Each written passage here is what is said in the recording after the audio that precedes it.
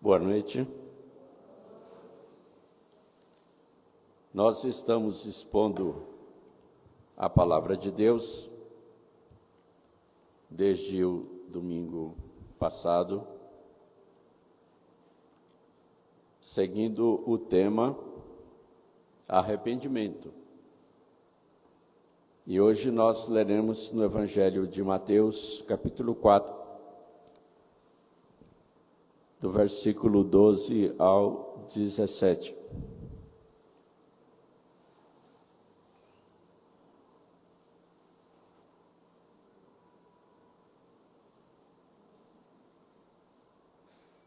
Evangelho de Mateus, capítulo 4,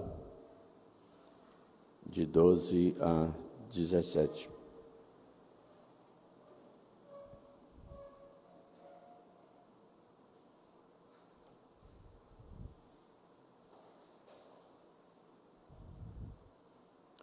Ouvindo, porém, Jesus que João fora preso, retirou-se para a Galiléia e, deixando Nazaré, foi morar em Cafarnaum, situada à beira-mar, nos confins de Zebulon e Naftali, para que se cumprisse o que fora dito por intermédio do profeta Isaías: terra de Zebulon, terra de Naftali, caminho do mar, além do Jordão, Galiléia dos gentios. O povo que jazia em trevas viu grande luz, e aos que viviam na região e sombra da morte, resplandeceu-lhes a luz. Daí por diante passou Jesus a pregar e a dizer: arrependei-vos, porque está próximo o reino dos céus. Vamos orar. Eterno Deus, nosso Pai, pela Tua graça e misericórdia, pelo Teu poder, nós estamos reunidos no Teu santuário, prestando este culto a Ti. Nós o fazemos segundo a fé que Tu nos destes em Cristo Jesus, começando pela bênção do arrependimento que nos trouxe o Teu perdão, a salvação e a vida eterna. Agora, pois, ó Pai, te rogamos que Tu recebas a nossa adoração e a constituas como sacrifício agradável a Ti, a fim de que sejamos aceitos, recebidos e abençoados por Ti. Nesta hora nós Te imploramos, Pai, intercedendo em favor de todos os pedidos que temos oferecido a Ti, naqueles nomes que temos apresentado diante de Ti, buscando o Teu socorro, o Teu livramento, as bênçãos de que tem necessidade. Te suplicamos para que Tu olhes para esses nomes, para essas pessoas, para as suas necessidades. Te rogamos, ó Pai, que, de acordo com o coração de cada um, Tu lhes concedas as bênçãos mais preciosas, segundo a Tua vontade, a Tua misericórdia. E nós Te apresentamos o nome do Silvio, que conhece o Teu Evangelho, foi criado com o conhecimento da Tua salvação, e que agora, ó Pai, se encontra sedado, sem ter conseguido despertar da sedação. Mas tu sabes exatamente onde está o seu espírito. Tu podes falar com ele, com o seu coração. Tu podes testemunhar a ele a tua graça. Conceder a ele a bênção do arrependimento e do perdão dos seus pecados e a vida eterna. Te rogamos, Pai, que tu o socorras e o libertes, e o restaures e o cures conforme o teu querer. E concedas, ó Pai, todo o quebrantamento de coração e de espírito, não somente a ele, mas a toda a sua casa, para que estes dias de enfermidade, de sofrimento, sejam para ele, toda a sua casa, a oportunidade, Senhor, para o conhecimento do teu nome. Assim também nós te suplicamos em favor de todos aqueles que estão enfermos, se recuperando de cirurgia, se preparando para a cirurgia, fazendo o tratamento da enfermidade da Covid, da dengue, que tanto nos assola nestes dias. Te rogamos, Pai, livramento e cura. Te rogamos a santificação para aqueles que já creem,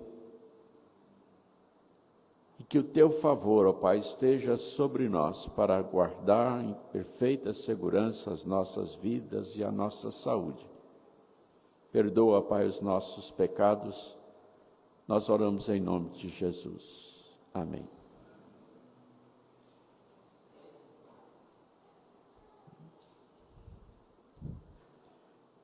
Irmãos, conforme eu havia prevenido,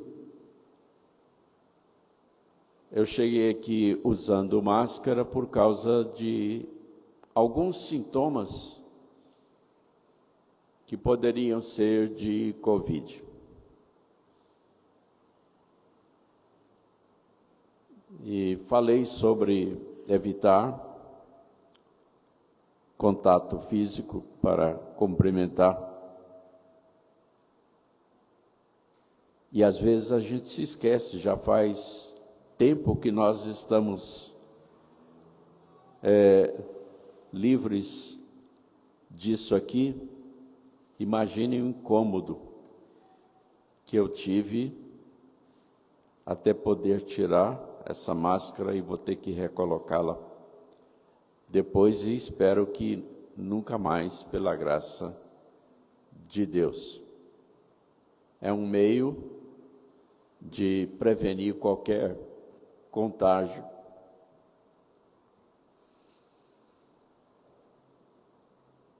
Nesses últimos dias eu estive me derretendo de coriza,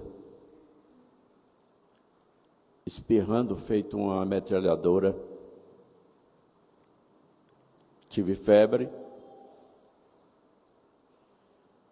e tossindo um pouco. E hoje às 7 horas eu me levantei com a convicção de que eu precisava correr para o hospital, por causa do que eu estava sentindo e que ainda não havia sentido. Mas então, Deus me fez saber que eu deveria esperar um pouco, porque eu já estava me preparando para pedir para o meu genro, que está com Covid, me levar para o hospital. Deus me fez saber que eu deveria esperar um pouco. Mesmo porque os hospitais estão tão lotados que provavelmente eu não poderia estar aqui se eu tivesse ido. Então eu fiquei aguardando uma ação de Deus. E me derretendo, e tossindo, e espirrando, eu tive, como é que chama aquele negócio? Sudarese, suderose, durante a noite, 2 vezes, quando a gente tem febre. E quando chegou 11 horas, todos os sintomas desapareceram. Até agora. A coriza foi embora. Parecia até a parada das águas do Jordão. Os espirros acabaram, todos os sintomas foram dissipados. Deus me mandou esperar porque Ele iria fazer aquilo que eu estava indo buscar no hospital. E é por isso que eu estou aqui. É pela graça, misericórdia e pelo poder de Deus. Eu trouxe essa caixinha de lenço porque eu me lembrei de Davi, quando ele foi lutar contra o gigante Golias. Ele sabia que Deus lhe daria a vitória e bastaria uma pedrada. Mas ele pegou mais de uma. Ele pegou 5 pedras. Ele foi prevenido. E eu quero evitar de cumprimentar fisicamente os irmãos para prevenir qualquer contágio. Eu não fui diagnosticado com Covid porque não fui ainda ao hospital. Pretendo ir agora, amanhã ou depois, para tirar qualquer dúvida. Mas, neste momento, eu estou completamente recuperado e não sinto nada, não sinto nenhum sintoma. Deus quis que eu estivesse com vocês nesta oportunidade e eu estou agradecido a Ele e feliz com a nossa comunhão. O que nós lemos no Evangelho de Mateus é um fato que também foi reportado pelo evangelista Marcos. Jesus começa o seu ministério falando de arrependimento. A mensagem do seu evangelho era: arrependei-vos, porque é chegado o reino de Deus. Antes de Jesus, João Batista tinha tornado o arrependimento a mensagem central do seu evangelho, da sua pregação. João Batista conclamava o povo judeu ao arrependimento, inclusive entrando em detalhes a respeito do que significava se arrepender.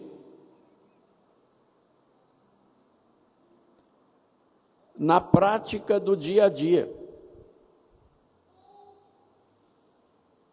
Porque as pessoas começaram a ir atrás dele perguntando: como fazer assim e assim? E João Batista respondia.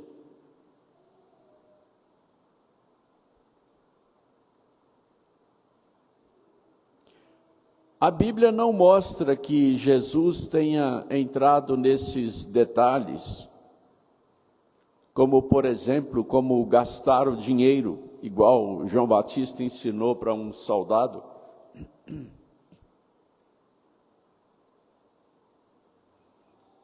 Quando Jesus Cristo foi inquirido com relação a uma herança, ele perguntou: quem é que me constituiu partidor entre vós?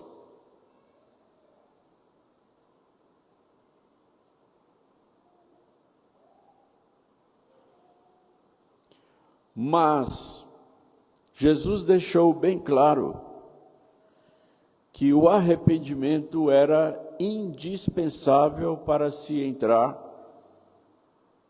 no reino de Deus.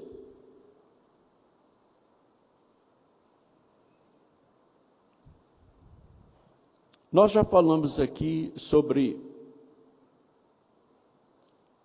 o que a Bíblia ensina a respeito de arrependimento. E eu quero apenas lembrar do encontro de Jesus com Nicodemos, em que Jesus disse para Nicodemos que era necessário nascer de novo para se entrar no reino de Deus.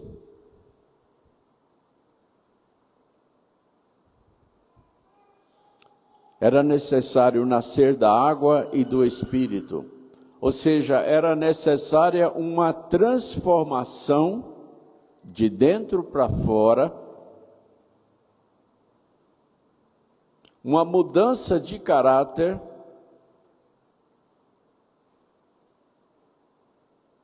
uma meia volta completa, dando as costas para o pecado, arrependimento,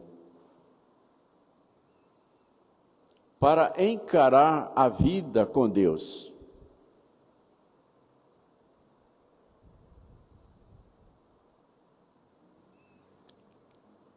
Nas cartas de Paulo, ele fala sobre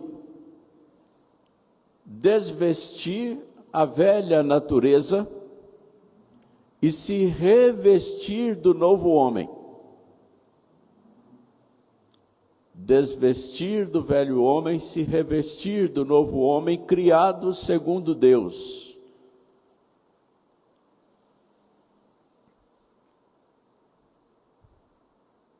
O arrependimento, portanto, ele gera uma nova criatura, um novo homem.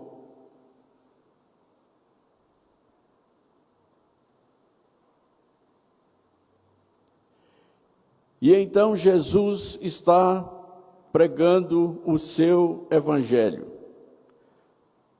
Daí por diante passou Jesus a pregar e a dizer: arrependei-vos, porque está próximo o reino dos céus, o reino de Deus. A palavra porque é uma conjunção causal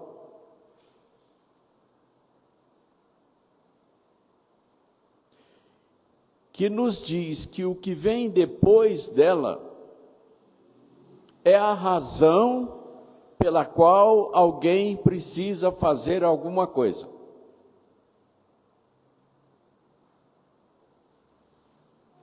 Vocês têm que se arrepender, disse Jesus, porque a razão pela qual vocês precisam se arrepender é que o reino de Deus está próximo. Essa é a razão do arrependimento.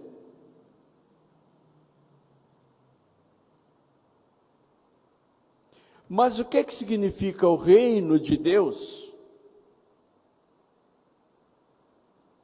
E o quanto ele está próximo? Essa é a questão.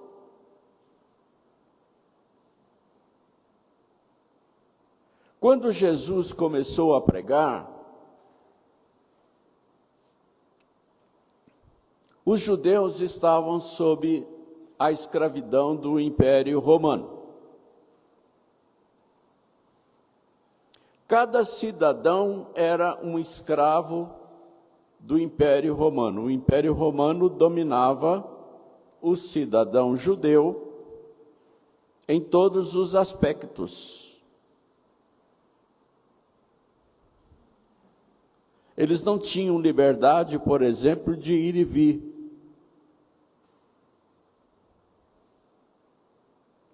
Ou de exercer qualquer outro direito legal, e mesmo direitos vitais. Se um soldado romano quisesse obrigar um judeu a fazer qualquer coisa, por exemplo, carregar a mochila dele, o judeu era obrigado a obedecer.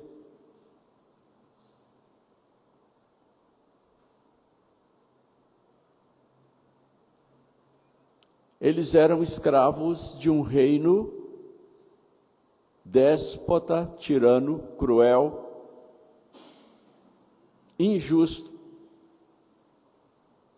que não ligava para os direitos do povo escravizado, nem mesmo o direito à vida.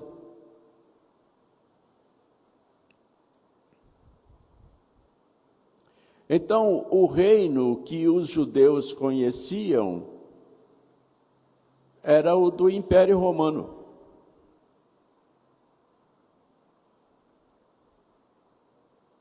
E Jesus vem falando no reino de Deus.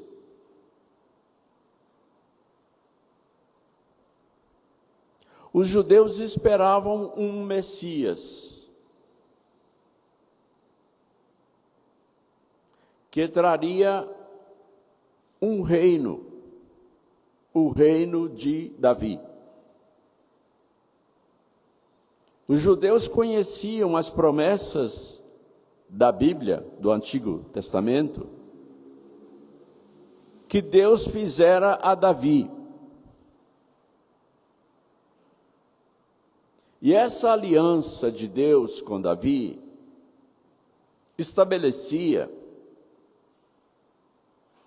que o reino de Davi era eterno, que não faltaria descendência a Davi para assentar no trono de Davi.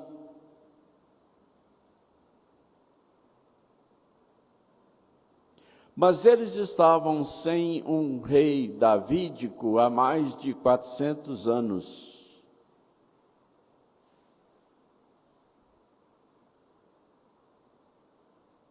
Já tinham sido dominados pelos babilônios, pelos persas, pelos assírios, pelos gregos e agora pelos romanos. E o reino de Deus? Quando é que o Messias, o filho de Davi, chegaria? Jesus chega falando do reino de Deus, não do reino de Davi. Não era bem o que os judeus esperavam. E ainda mais quando Jesus começou a sofrer para estabelecer o seu reino. E foi torturado e crucificado e sepultado.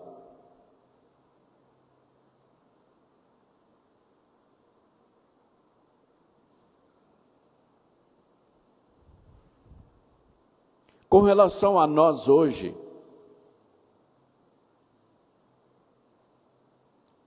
o que significa essa mensagem? Arrependei-vos porque está próximo o reino de Deus.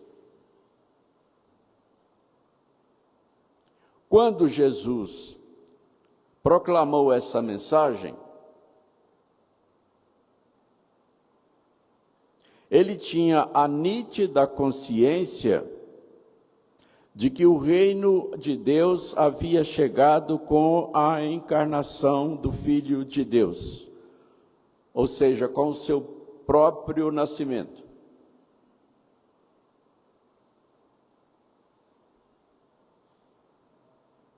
É bom que nós nos lembremos do que a Bíblia ensina a respeito da encarnação de Cristo. A encarnação de Cristo significou o cumprimento de todas as promessas de Deus no Antigo Testamento com relação ao reino de Deus, prometido através dos profetas, como sendo um reino de paz e um reino de transformação de vida. Tirarei de vós o coração de carne, ou um coração de pedra, e porei em vós um coração de carne. Escreverei nos vossos corações a minha palavra, as minhas leis, e vocês obedecerão. Porei dentro de vós o meu espírito.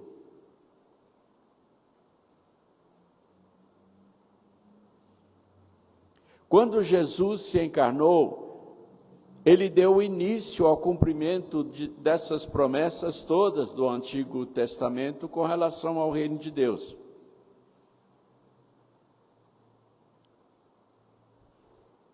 Quando Jesus Cristo se encarnou, era Deus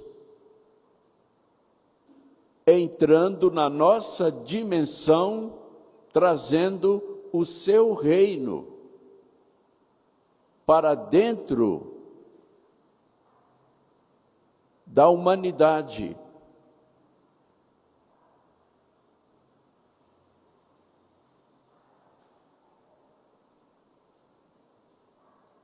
Os céus penetraram a terra, a eternidade penetrou o tempo.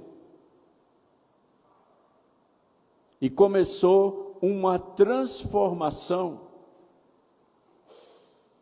que ninguém podia parar.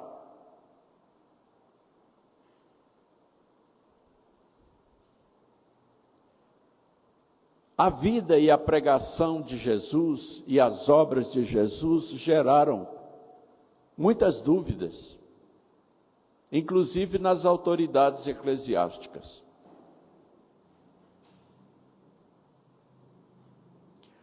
Aí então mandaram perguntar para Jesus.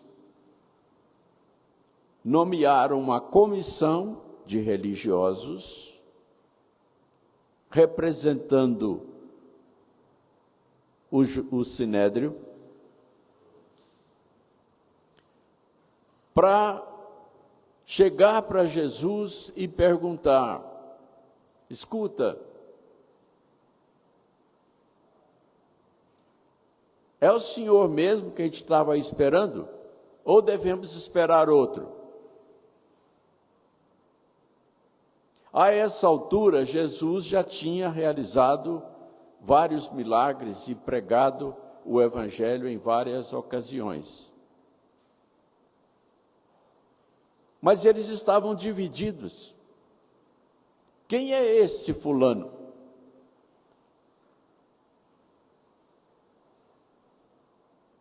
É certo, é fato que ele tem poder, mas ele é o Messias? Os próprios discípulos de Jesus Cristo estavam em dúvida. Jesus perguntou para eles: quem dizem os homens que eu sou? E eles começaram a responder: Elias, Jeremias, João Batista, ou algum dos profetas.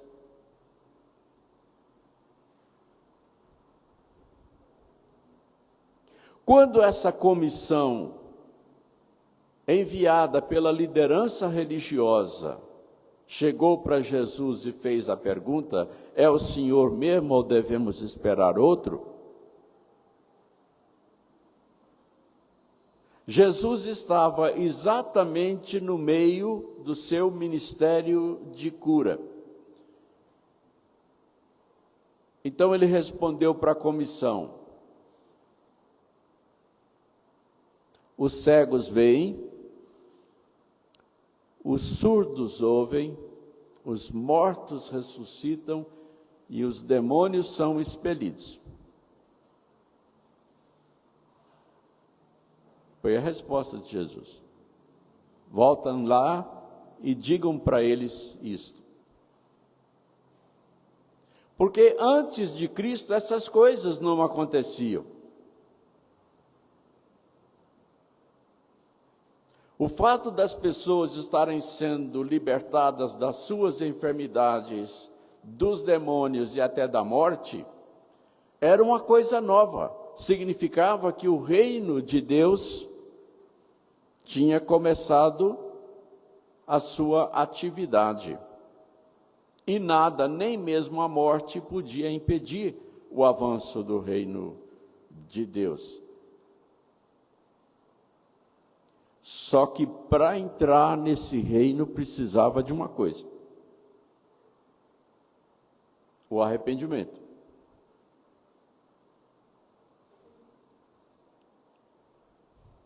Quando Jesus Cristo disse para eles: o reino de Deus está próximo, na verdade é porque já estava entre eles, já tinha começado. Eles não tinham que esperar a chegada espetacular de um Messias, conforme a expectativa deles.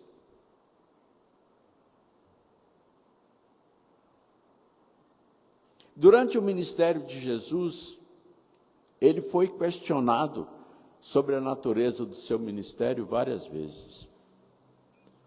Tudo isso por causa da esperança dos judeus com relação ao herdeiro de Davi.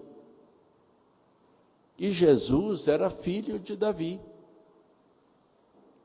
Lembram-se do cego andando atrás de Jesus e gritando: Senhor, filho de Davi, tem misericórdia de mim?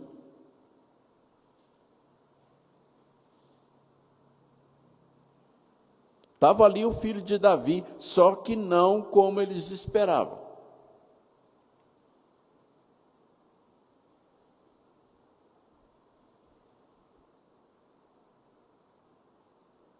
E então Jesus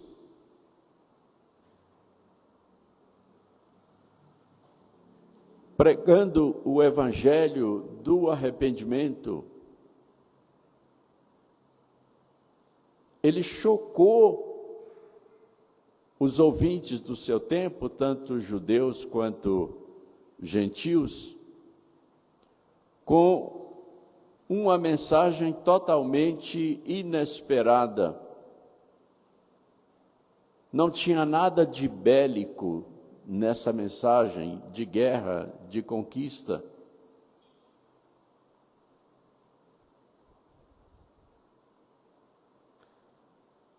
Para muitos, Jesus Cristo chocou tanto que eles chegaram a dizer que ele tinha demônios.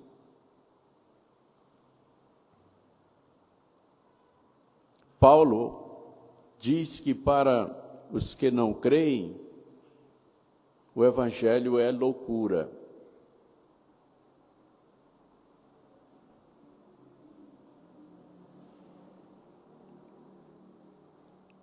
E quanto a nós? O reino de Deus foi estabelecido na encarnação de Jesus Cristo. Então, para nós, o que significa a mensagem arrependei-vos porque está próximo o reino de Deus?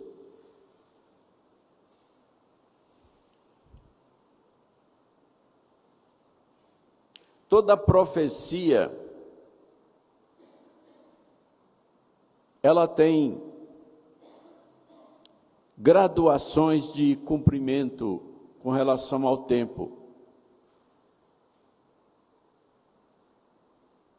Ela tem um cumprimento imediato, ela tem um cumprimento a médio prazo e um cumprimento a longo prazo.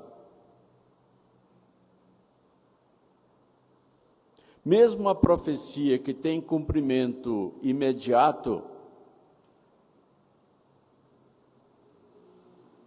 ela aponta para a continuação dessa profecia para se cumprir totalmente em algum tempo da plenitude do tempo de Deus.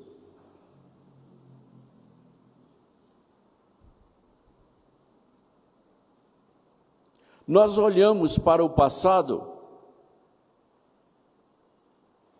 e sabemos que historicamente o reino de Deus já começou. Eu falo o reino de Deus ou o reino dos céus de maneira intercambiável, porque é a mesma coisa.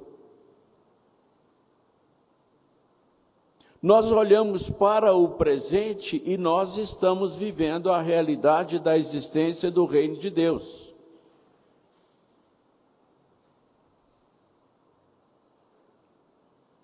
E nós olhamos para o futuro e sabemos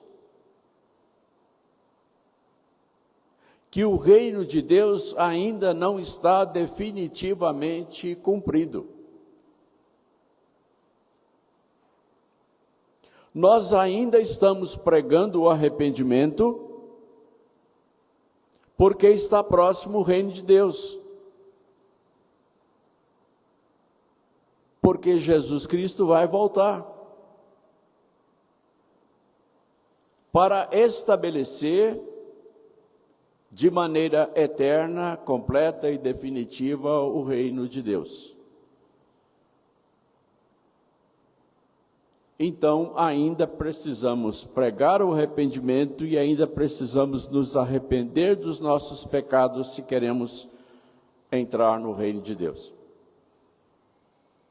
Nessa altura, vamos nos lembrar que a palavra reino significa a existência de um rei, a existência de um trono, a existência de uma extensão geográfica ocupada por esse reino, a existência de autoridade com que o rei governa, e essa autoridade ela se refere à soberania, a governo, a poder e ordem. Esse reino é constituído de súditos e de leis.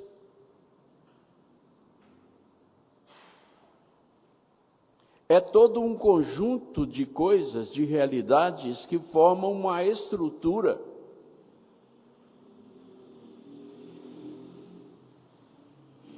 que estabelece uma relação entre governantes e governados.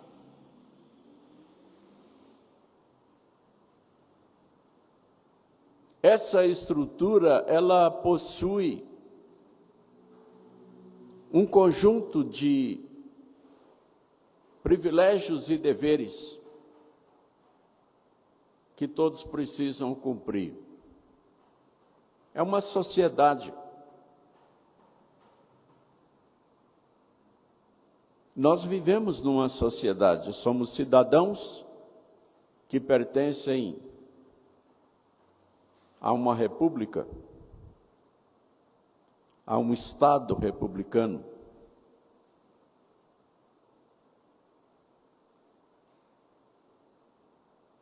Nós convivemos com essa estrutura mais ou menos de forma tranquila, mais ou menos.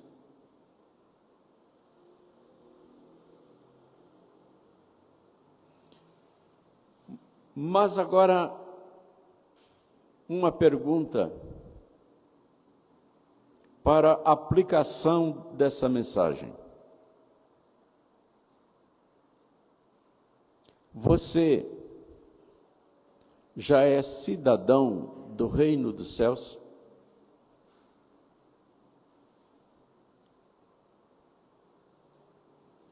Você está vivendo na dependência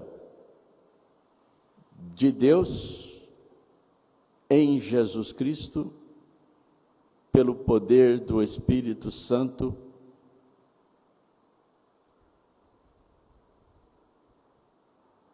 Nós cantamos agora há pouco, venho Jesus minha vida oferecer.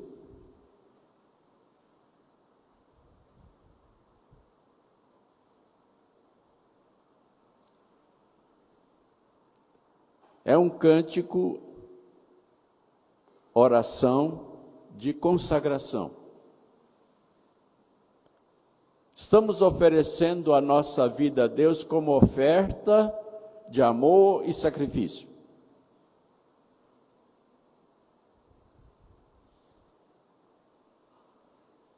É a oferta do cidadão que quer pertencer ao reino de Deus.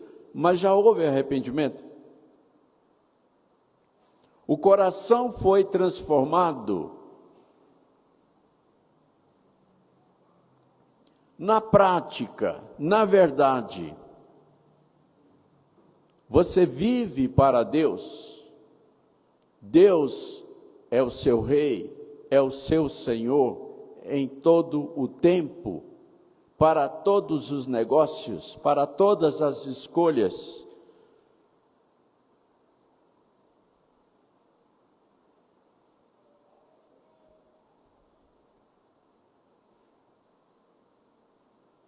Eu já conversei com muita gente durante esse tempo de ministério, pessoas que estavam em dúvida com relação à vontade de Deus para a vida delas, e elas demonstraram claramente que, para determinadas escolhas, elas não iam buscar a direção de Deus, porque tinham medo que Deus escolhesse diferente do que elas tinham sonhado, do desejo que elas tinham no coração.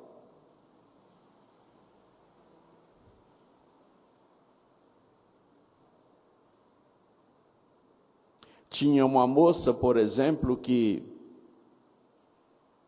no sonho dela, o namorado dela deveria ser assim, assim, assado. E ela não queria pedir que Deus controlasse a vida dela, com medo de que Ele enviasse alguém que não fosse exatamente aquilo que ela queria. Ela disse isso para mim.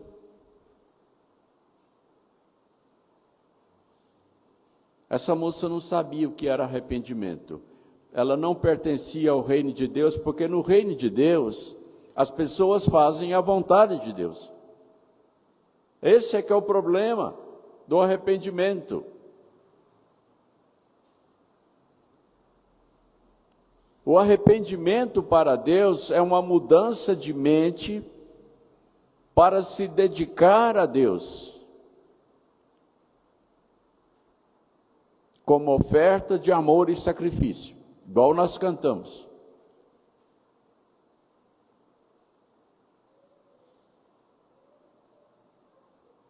Porque servir a Deus, amar a Deus, obedecer a Deus, exige o sacrifício de fazer a vontade de Deus ao invés da nossa e ao invés da vontade do diabo. Porque, na verdade, ou se faz a vontade de Deus ou do diabo. Só há dois senhores. Quando eu digo eu vou fazer a minha vontade, não é a minha. Porque se você não está sendo dominado por Deus, se Ele não é o seu Senhor, você vai estar sendo dominado pelo diabo. Não há meio termo.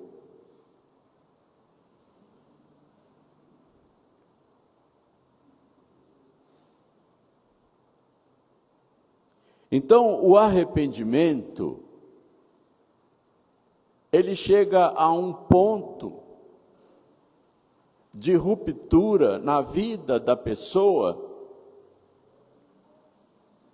em que a pessoa tem que tomar uma decisão espiritual e que vai refletir em todos os demais setores da vida.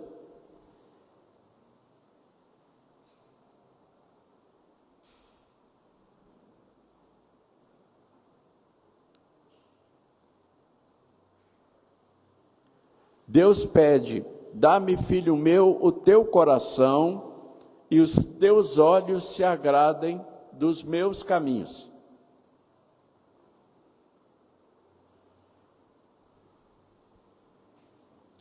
O coração é o centro da vontade.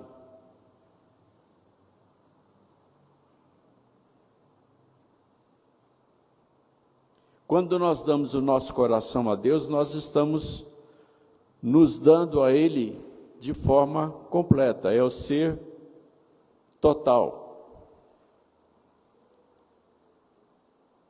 Porque lá onde fala em coração, fala também em olhos.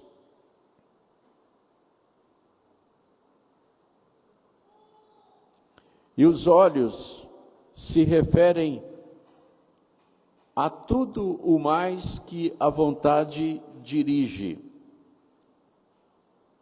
O gosto, as emoções, as escolhas e etc. É a vida na sua totalidade, é o que Deus exige. Se não for assim, não serve para Deus, porque Ele não aceita coração dividido.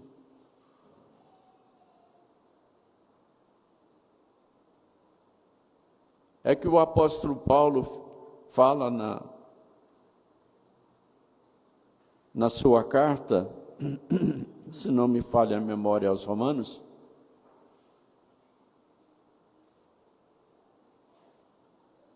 ou é aos Efésios, que sociedade pode haver entre a luz e as trevas?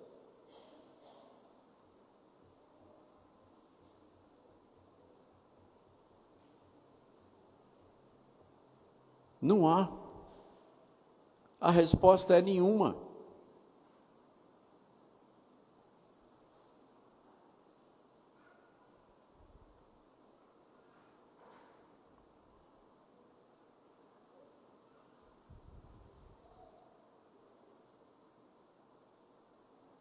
Existe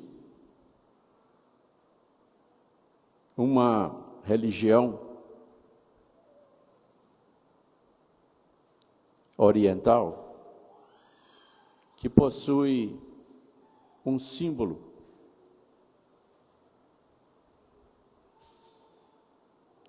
em que um pequeno ponto negro está no centro de toda uma circunferência branca.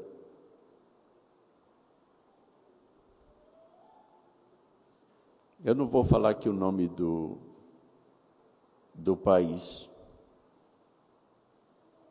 mas essa bandeira, com esse símbolo, tem um significado espiritual.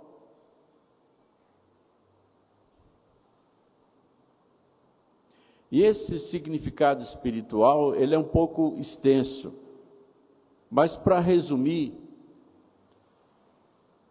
ele ensina que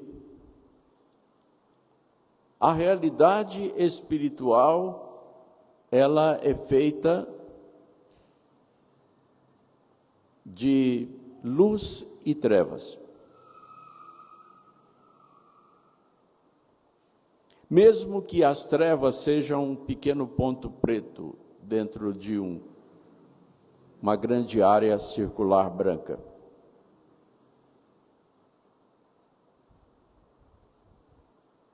Para essa religião,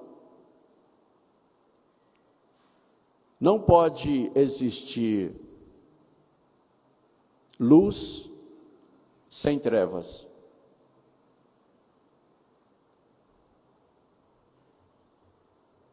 Mas a Bíblia diz que não há sociedade entre luz e trevas. Luz é verdade, é vida, é santidade. Trevas é morte, ruína, destruição, pecado.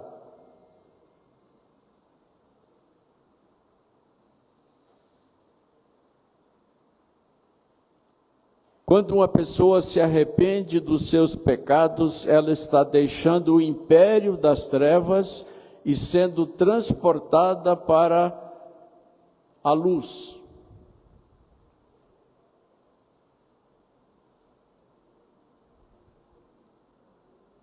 É por isso que a maçonaria é uma abominação.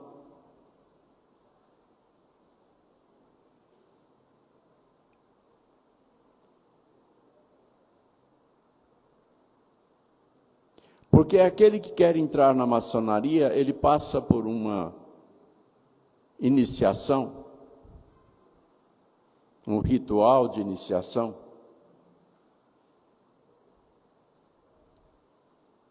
onde a pessoa aparece vendada e alguém pergunta para ela: de onde você vem e para onde vai?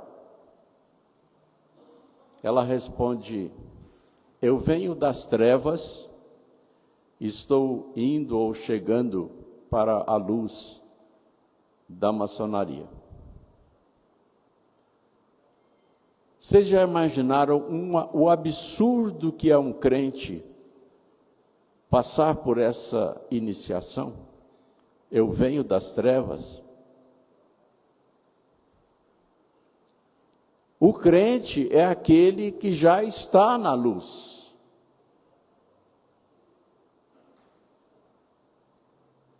Se ele diz que está vindo das trevas, ele está negando a luz que ele diz ter abraçado quando se converteu. É rejeitar a Cristo, a luz. Cristo é a luz.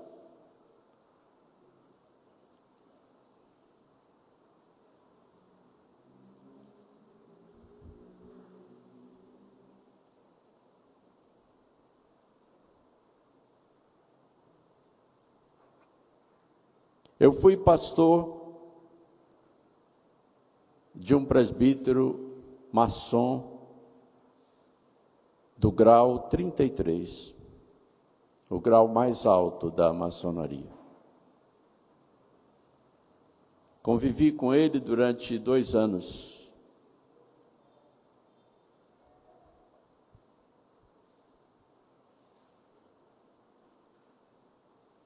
Depois de alguns anos, eu me encontrei com ele de novo,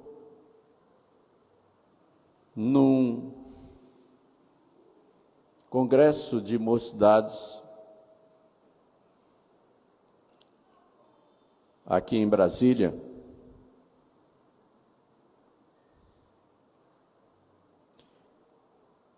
E quando nós nos encontramos, ele me abraçou chorando, dizendo que havia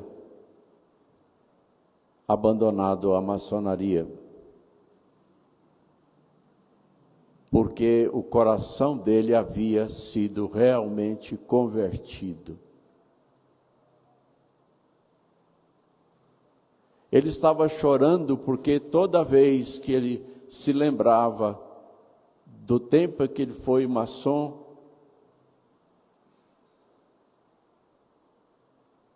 ele sofria com tudo aquilo que ele havia feito contra a verdade de Deus, principalmente contra Cristo. Ele havia negado a Cristo todos aqueles anos de maçonaria. E mais, ele sofria por todos os rituais de mudança de grau que a pessoa tem de passar, abraçando mentiras, heresias, profanações do nome de Deus, cada vez mais graves, cada vez mais sérias, até chegar ao último grau.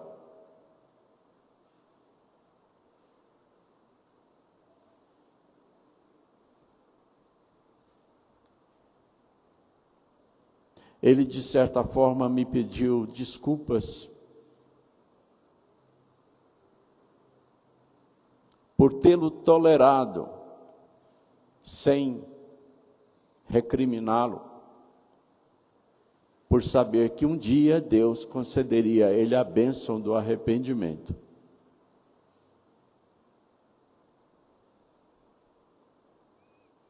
Arrependimento.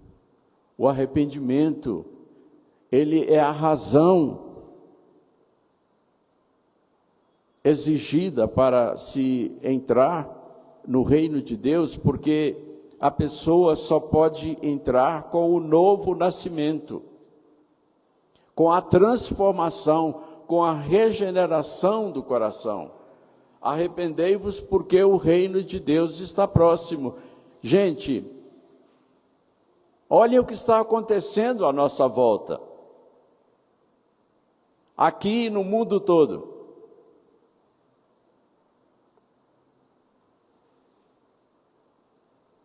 É muito fácil acompanhar o que está acontecendo, cada pessoa tem nas mãos o seu celular. Dá para acompanhar os acontecimentos do mundo em tempo real.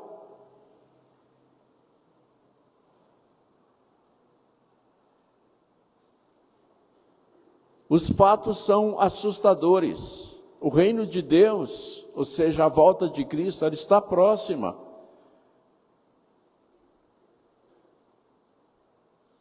Todos os grandes homens de Deus vivos hoje na face da terra estão enfatizando isso.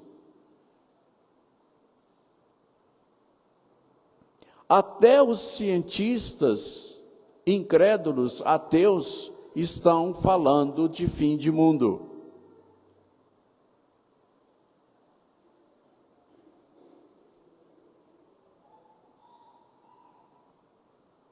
Há dezenas de anos atrás, uma reunião de cientistas afirmou que, de acordo com as análises que foram feitas no mundo todo, não havia condições de vida para o homem na face da terra por mais de 50 anos. Isso há dezenas de anos atrás.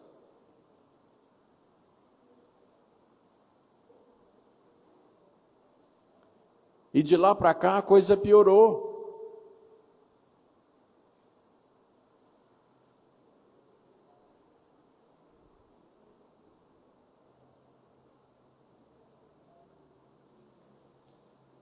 Como é que está o nosso coração diante de Deus?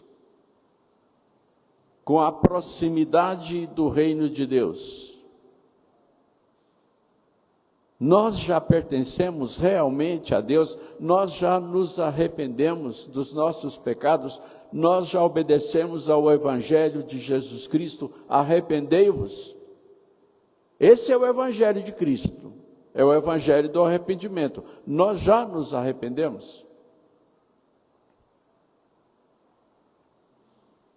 Então eu quero encerrar lembrando que o reino, ele possui um rei.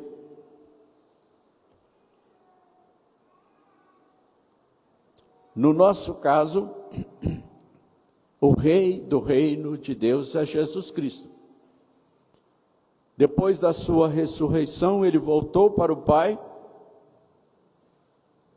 e foi recebido pelo Pai e se assentou à direita do Pai nas alturas, de onde há de vir para julgar o mundo.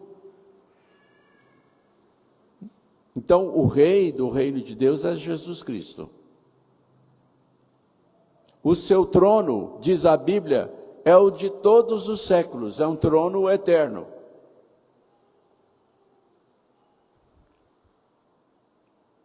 A extensão geográfica desse reino, porque todo reino tem que ter os seus limites, a extensão geográfica desse reino é o cosmos, o universo, incluindo a Terra e tudo que neles existe.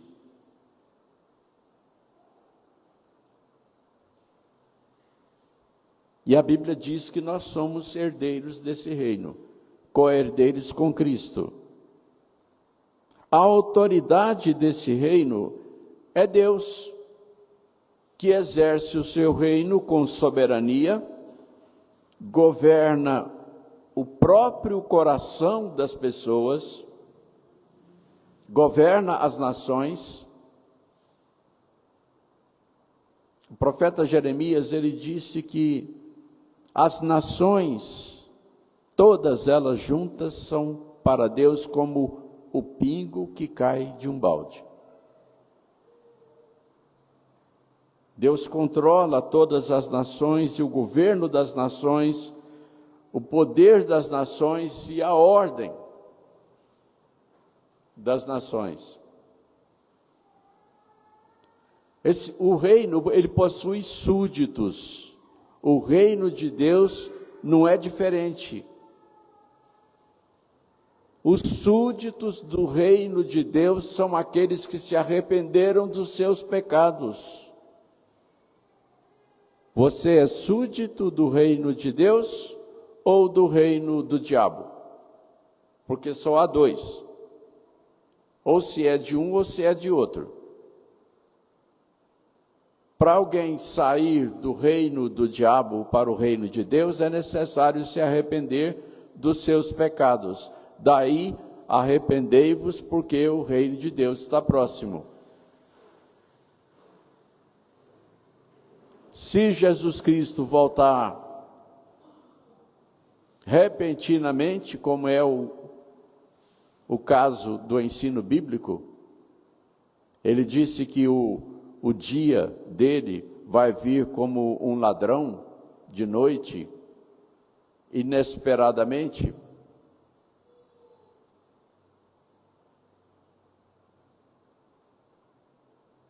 Vai pegar alguns de nós aqui de surpresa? Ou nós estamos tranquilos?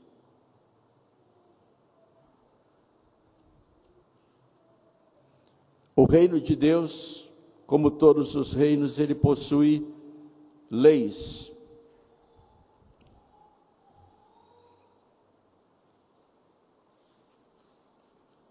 Qual é a lei do reino de Deus?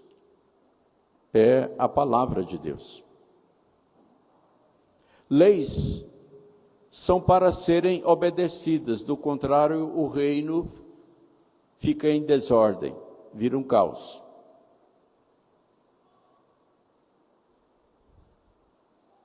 Se eu sou súdito do reino de Deus, a palavra de Deus deve governar a minha vida, a minha existência, desde a mente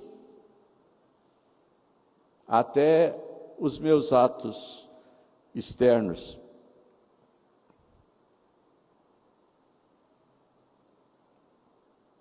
O que é que eu sou?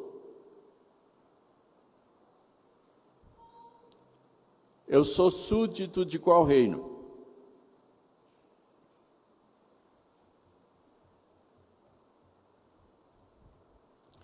Se não é de um, é de outro. Isso é fatal.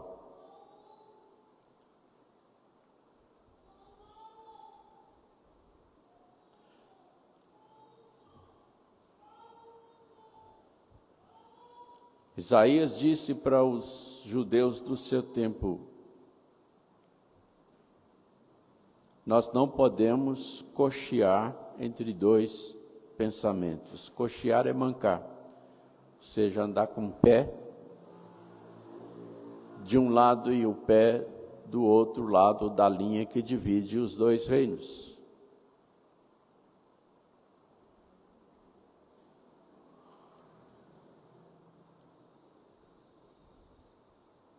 Um pastor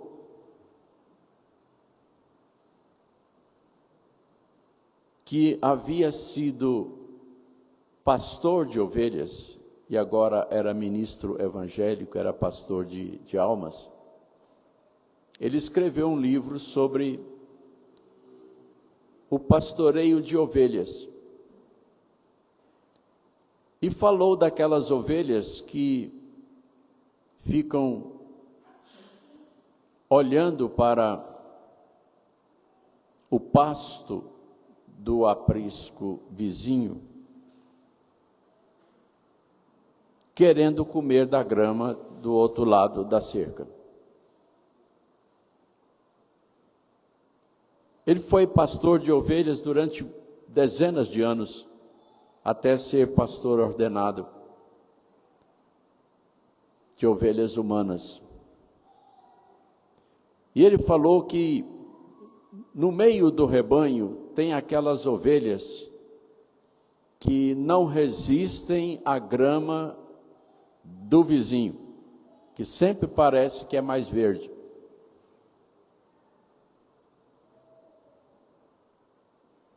E então ela treina até conseguir pular a cerca. E quando ela pula a cerca, as outras querem ir atrás.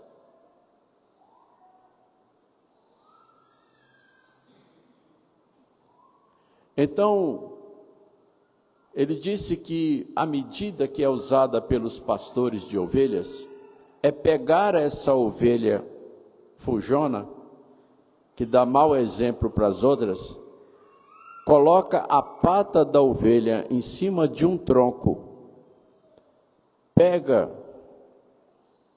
o bordão, aquele porrete, dá uma pancada e quebra a pata da ovelha. Depois ele enfaixa e com o tempo ela se recupera e nunca mais pula a cerca.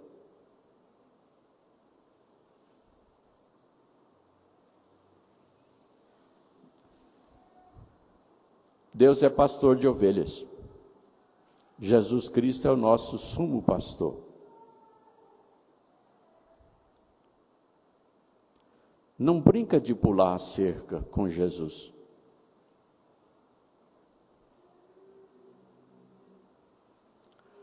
A grama do vizinho, que é o diabo, pode até parecer mais gostosa, mais verde, e ele faz com que isso aconteça. Ele dá uma ajeitada nas coisas dele para fascinar, parecer mais desejável do que o que nós temos com o nosso pastor, para nos atrair para o reino dele.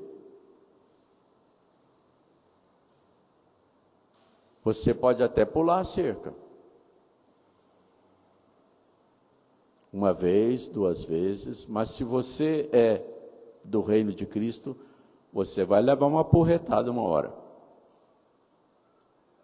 Porque quando você desobedece, você atrai outros, motiva outros a desobedecer.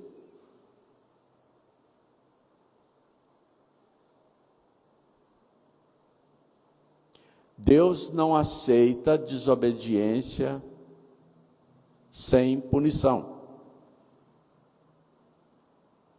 Ele pune porque ele não pode ser conivente com os nossos pecados.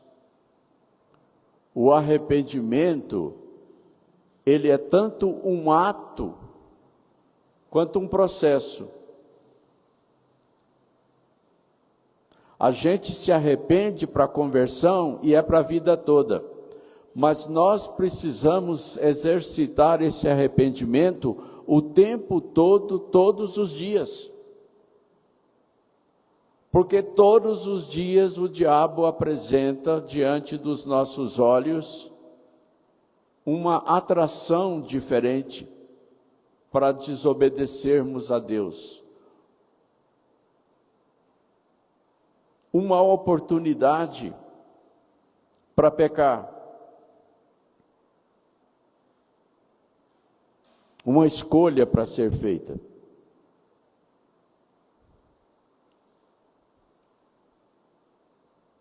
E se nós pecarmos, vamos ser repreendidos.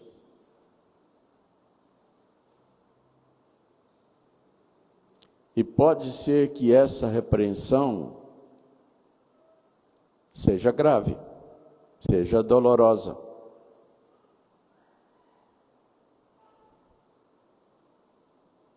Davi experimentou isso.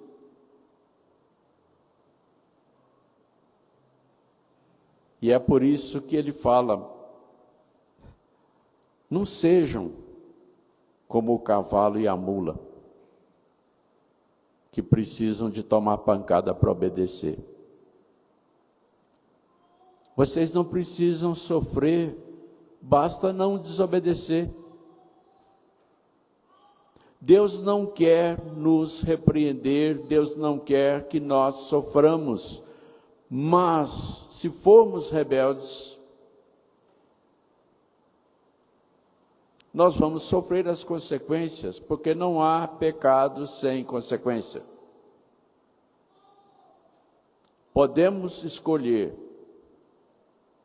entre obedecer e desobedecer, mas não podemos escolher as consequências da desobediência. O arrependimento, ele precisa ser exercitado na vida prática do dia a dia, o tempo todo. Ou nós pertencemos ao reino de Deus, ou ao reino do diabo.